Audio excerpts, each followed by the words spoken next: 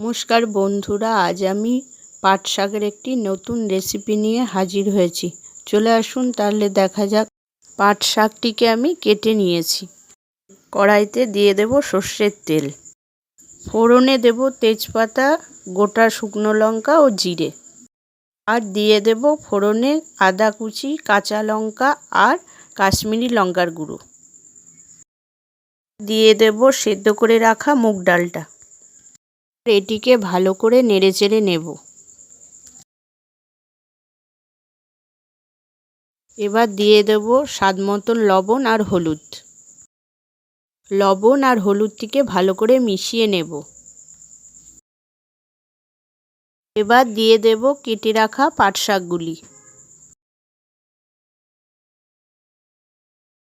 এবার এটিকে ভালো করে নেড়েচেড়ে নেব।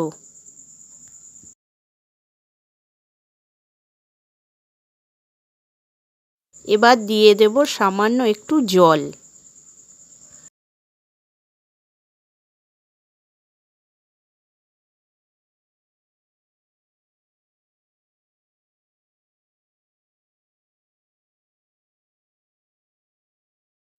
দিয়ে দেব স্বাদ মতন চিনি আর একটু গরম মশলা।